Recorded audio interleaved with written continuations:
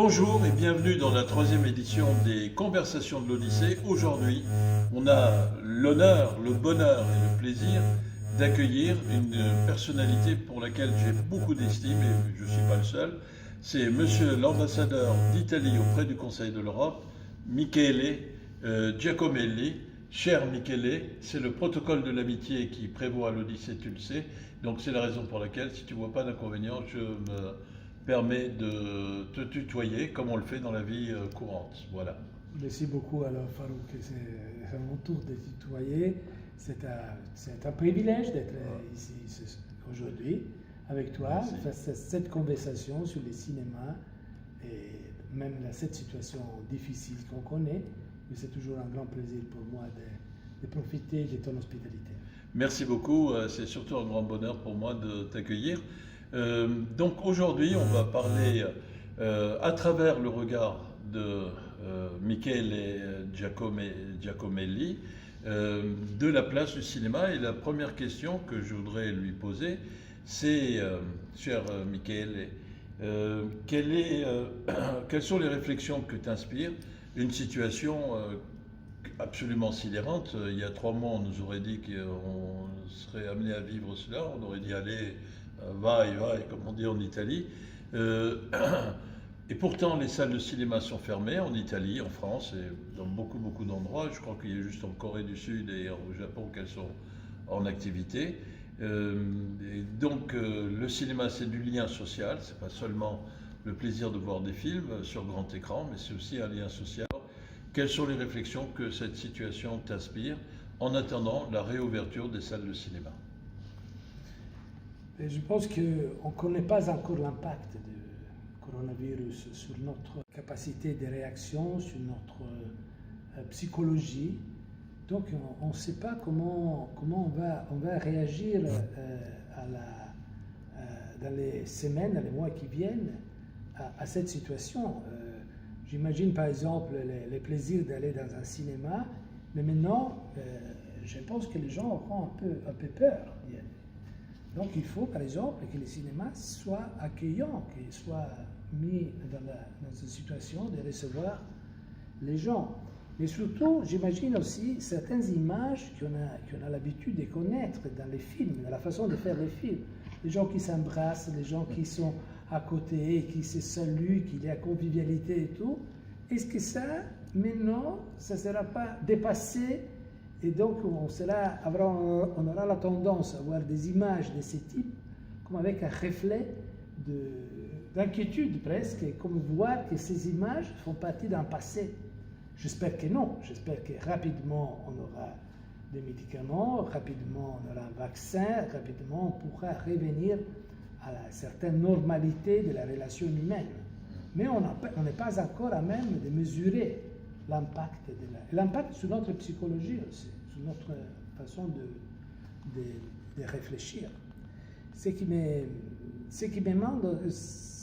renvoie aussi à la façon de faire le cinéma, qui est un art extraordinaire, mais qui demande beaucoup d'application, beaucoup d'attention et le travail de beaucoup de gens.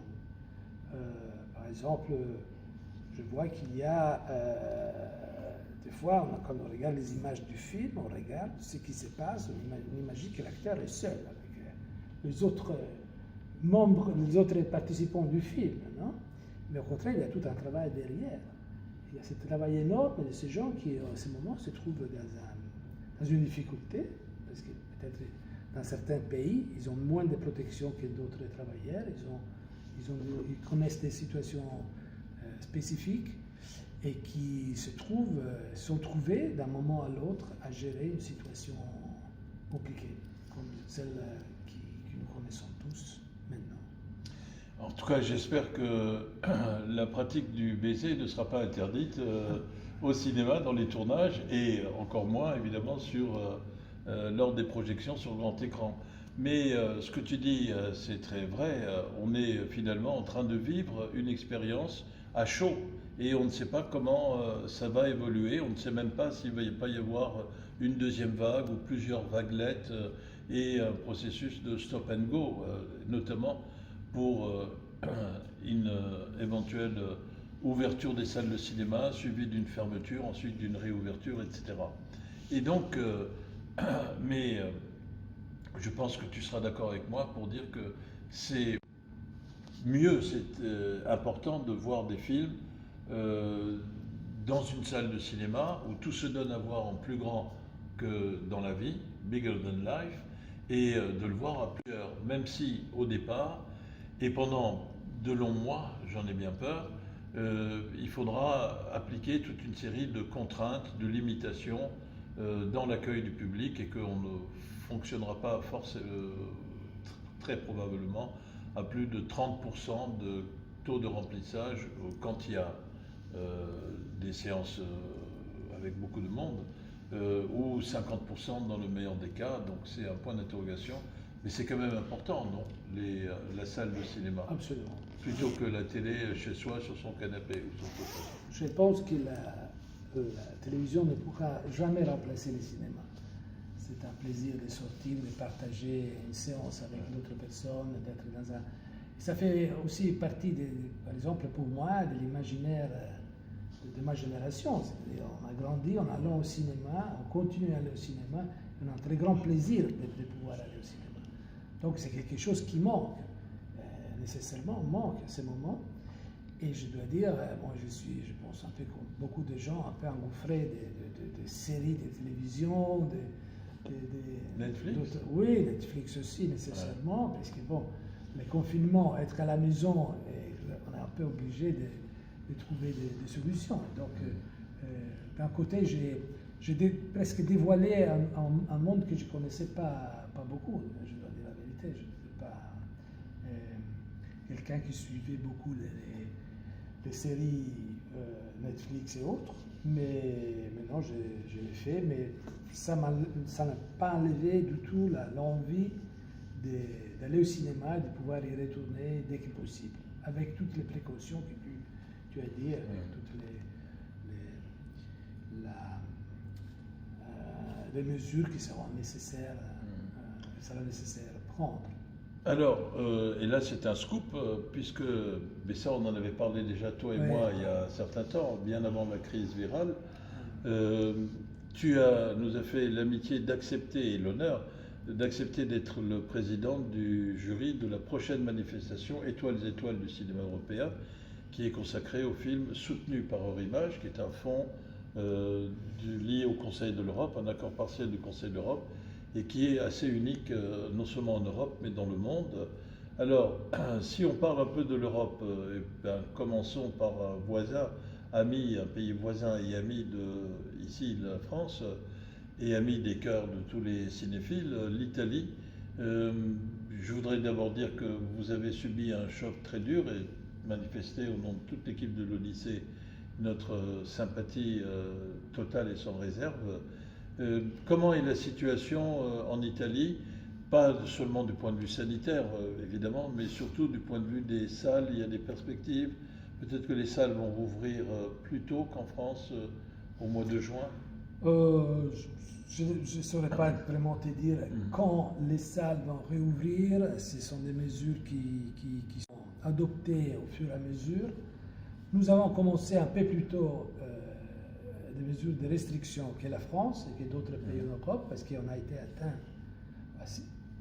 de manière grave, sérieuse, un impact très fort et assez tôt. Et on est en train de sortir un peu plus vite que d'autres pays qui peuvent être assimilés à l'Italie. Je parle notamment de la France, de l'Espagne, moins de l'Allemagne et d'autres pays qui ont eu un impact un peu plus limité, du point de vue des morts, du point de vue de diffusion du virus. Il y a des pays qui ont été plus épargnés que l'Italie, la France, l'Espagne et d'autres. Et donc déjà, disons, à partir de lundi 18, on a eu des mesures d'allègement et encore, c'est une ouverture encore plus poussée à partir du 3 juin.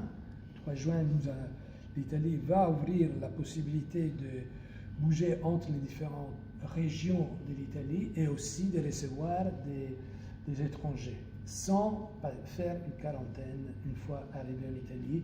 Ça, c'est aussi pour faciliter le tourisme, pour faciliter les échanges et tout, mais toujours avec un contrôle sévère du point de vue de la situation sanitaire, prêt à refermer, le cas échéant, la frontière. Pas la frontière, c'est-à-dire les contrôles, parce que la frontière est restée ouverte par les pays Schengen. Mais c'est vrai, comme tu dis, l'impact sur la production industrielle était énorme, l'impact sur le commerce, l'impact sur certaines activités, et notamment tout ce qui est le spectacle, tout ce qui est culture, tout ce qui est cinéma, a subi un impact très très fort. On pense qu'on va réouvrir prochainement aussi les salles de cinéma.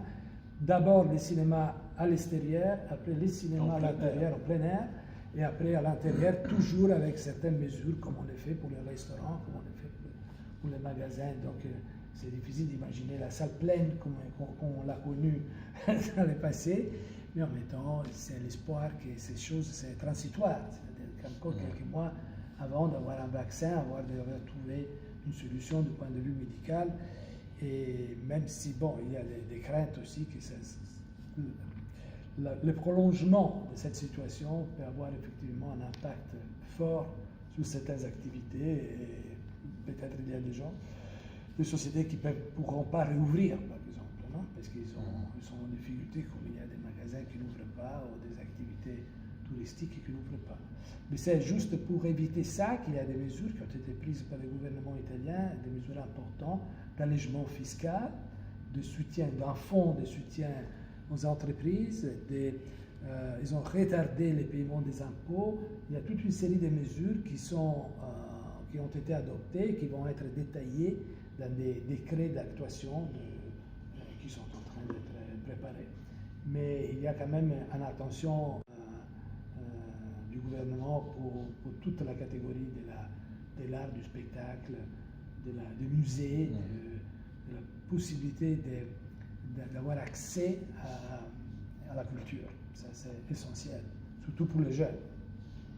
Ben, écoute, comme tu es un diplomate formidablement expérimenté et qu'au Conseil de l'Europe, c'est du multipartite, je voudrais te poser la question par rapport à l'évaluation que tu fais et que l'Union européenne, c'est quand même le troisième grand pôle mondial. Il y a l'Amérique du Nord, il y a l'Asie du Sud-Est, le Japon, la Corée du Sud, la Chine aussi, et puis il y a l'Union européenne qui est quand même un géant, même si économiquement en tout cas, même si politiquement il a des talons d'Achille un peu.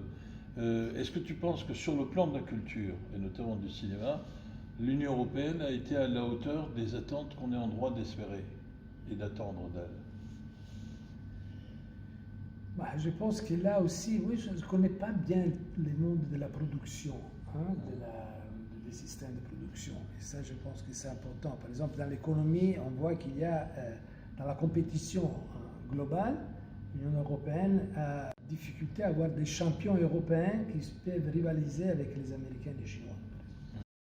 Indépendamment de la système de production, il y a une sensibilité européenne, une façon de voir la vie, la culture, d'imaginer la relation humaine qui est différente de la façon de raconter les choses, par exemple dans le cinéma américain ou dans le cinéma oriental. Dans le cinéma américain, c'est plus linéaire, c'est plus rationnel, c'est plus... disons, souvent on voit le début, on connaît déjà la fin.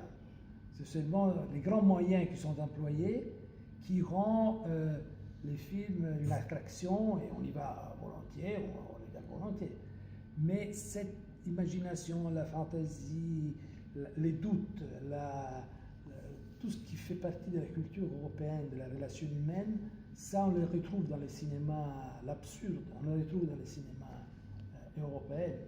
Donc, indépendamment du système de production, de ce qui se passe au niveau économique et productif, on doit garder, on doit privilégier ces systèmes, cette sensibilité qui est proche de nous. C'est quelque quelque chose qui doit rester, qu'on doit encourager, on doit continuer, parce que c'est ce qui fait la caractéristique spécifique de la culture européenne. Et du cinéma français, du cinéma italien, c'est du cinéma en Europe. Du cinéma en Europe, qui ont une tradition énorme et qu'il faut garder. Alors, on a entendu en France notamment, le jour d'après ne sera plus comme avant.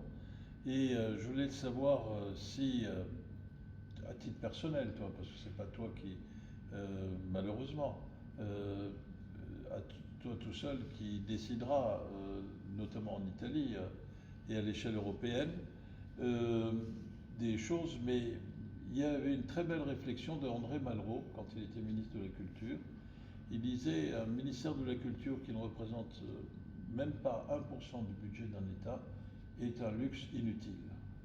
Donc ça signifiait qu'il fallait mettre de l'argent, étant entendu aussi qu'on sait que ce qui est investi, 1 euro investi dans la culture, ça rapporte 3 euros en termes d'emploi, en termes de remontée de conséquences économiques. Est-ce que toi tu penses qu'il faudrait peut-être avoir et qu'on ne peut pas s'en remettre uniquement au marché, parce que comme tu le disais, la culture et la création, c'est pas un produit mercantile comme un autre, c'est une exception, et que chaque film, par exemple, chaque création est un prototype. On ne produit pas en série des films, même si parfois le cinéma américain essaye de le faire, mais c'est pas forcément un succès pour lui. Est-ce que tu penses qu'il faudrait envisager pour les années qui viennent un investissement, parce que l'argent c'est le nerf de la guerre, pacifique comme guerre, mais voilà, pour soutenir la création, est-ce que tu penses qu'il faudrait qu'il y ait plus de moyens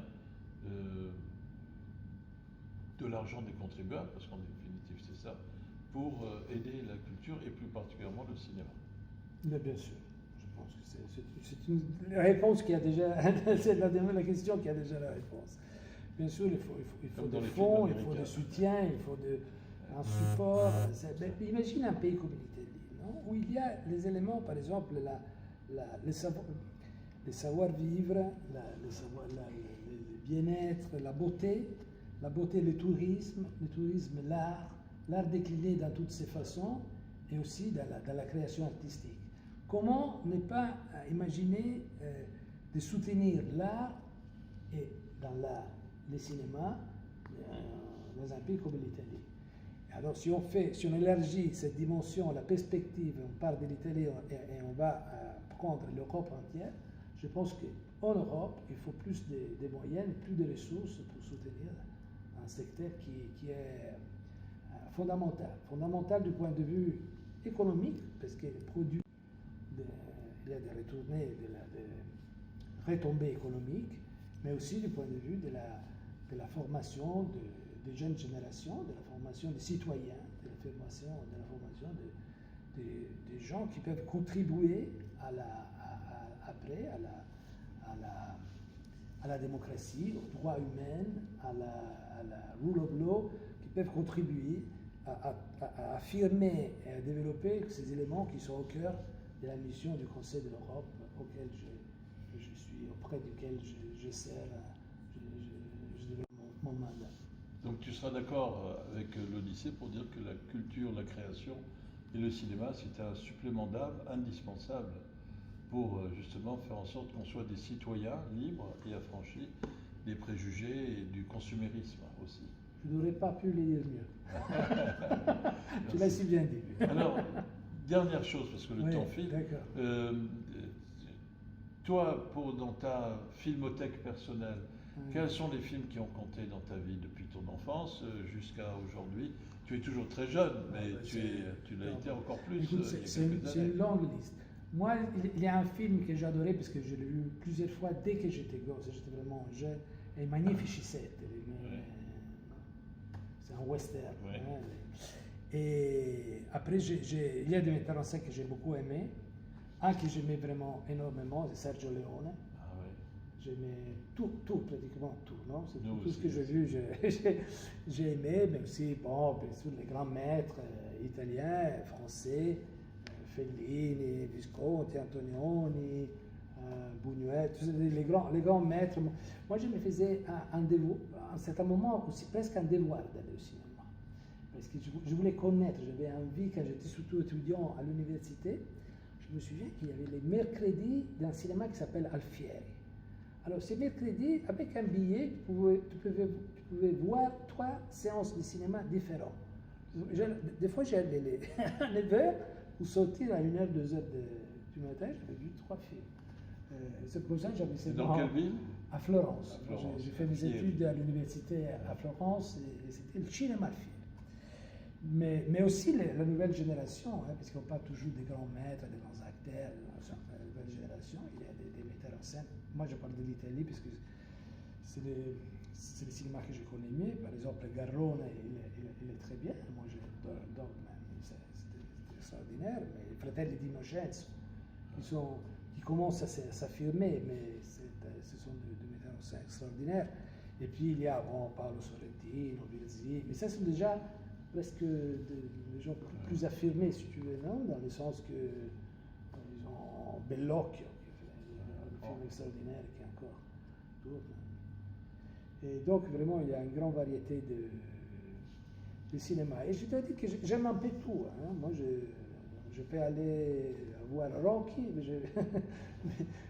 je pense qu'en général, ce qu'il faut privilégier, c'est le bon cinéma. C'est le bon cinéma.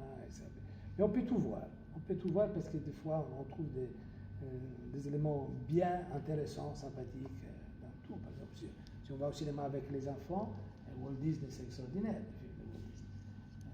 Donc, je pense que ça dépend. Oui, on les a vus quand on était gosse. Moi, je l'ai vu, et après, je l'ai revu quand j'avais les enfants et qu'ils voulaient voir les films. Alors, on allait à nouveau à voir Blanche-Neige. Mais moi, je m'amusais à revoir les films comme ça que j'avais vu quand j'étais enfant. Ouais. Ben écoute, c'est formidable et passionnant tout ce que tu nous as dit. Je te signale que dans nos suggestions cinéphiles, on a parlé d'un certain nombre de films italiens, que ce soit Pain et chocolat, qui est le film que je rêve de pouvoir programmer ici, mais il n'y a pas de copie disponible en France, que ce soit La bataille d'Alger de Pontecorvo, que ce soit Umberto D, qui est un des films les plus émouvants du monde, les films de Rossellini et Fellini aussi, et La Naveva. Tu touches la bataille d'Alger, comme j'étais ambassadeur en Algérie. Ouais. J'ai énormément aimé, pas seulement parce que c'est un grand film, c'est un chef-d'œuvre, aussi parce qu'après j'ai revu les lieux où a été tourné et j'ai connu des gens qui ont tourné dans la bataille d'Alger de Gillo Pontecorvo et aussi pour Manfredi, hein, on avait fait je ne sais pas, peut-être que je peux même t'aider pour retrouver Ah ben ça serait formidable, oui, pour Pain et chocolat. Voilà, c'est une belle promesse d'avenir et moi il me reste maintenant à te remercier et au nom de toute l'équipe de l'Odyssée, des spectateurs qui nous suivront et au nom des spectateurs qui sont venus et des spectateurs qui j'espère viendront quand l'Odyssée aura réouvert.